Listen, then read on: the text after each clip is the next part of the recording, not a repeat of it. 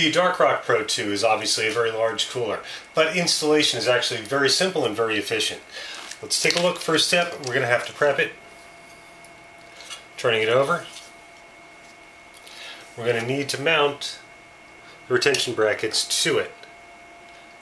Now I'm going to be using an LGA 1155 today, so we're going to use the LGA 1155 brackets. Obviously, the 1366 7075 brackets are same bracket, just with different hole locations.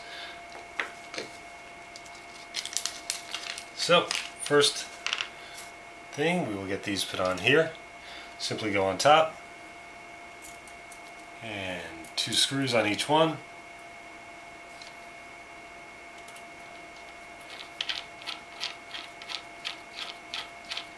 Screws right into the contact block.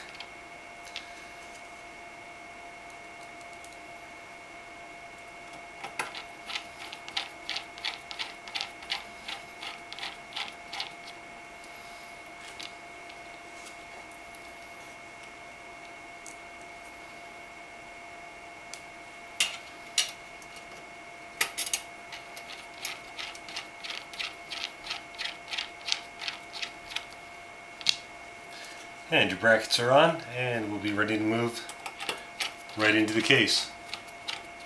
One of the nice things about the install on the Darkrock Pro 2 is the fans never need to come out. Top never needs to come off, no disassembly at all. That's all the prep on the cooler itself that's required. With the tower prepared, next step is going to be getting the back plate on. We're going to have 4 screws, which will go into the 4 appropriate holes for the mount you're using.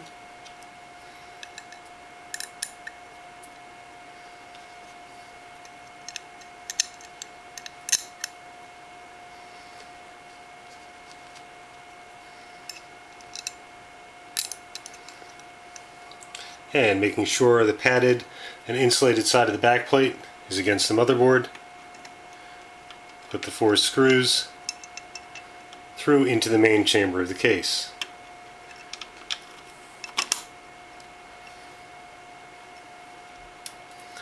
To hold it into place, we've got 4 clips, and we'll reach around the other side and clip one onto each of the screws.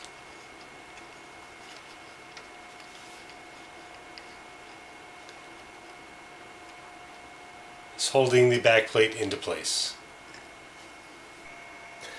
Over on the other side, get a look at how that's done. Got your clip, screw comes in, clip aligns right up next to it, and just pushes into place. This will hold all your 4 screws in place and keep the back plate in place while you're mounting the cooler. With the clips in place, I've applied the thermal interface material. All that's left to do is put the cooler into place. The 4 screws coming through the motherboard will be screwing into the 4 screws in the retention bracket.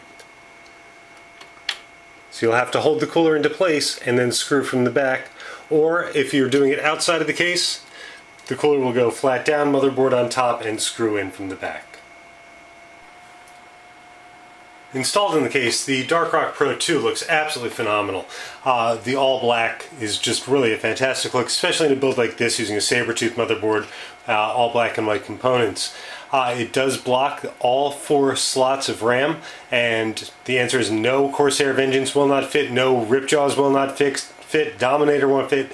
Anything smaller than standard height RAM, low profile RAM, is not going to fit. Period. End of conversation. So you're going to have to use standard height RAM. Other than that, very good clearance all around.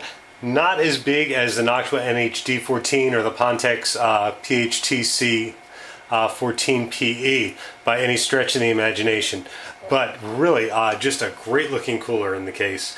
Install, not the hardest install I've ever done, but certainly not the easiest. Very simple, but a little bit of a pain trying to get it lined up to get those screws through the back. I would definitely recommend doing it outside of the case with the motherboard sitting on top of the cooler rather than trying to do it inside the case. You are working blind trying to get everything lined up. You're not going to be able to see the screws beneath the cooler.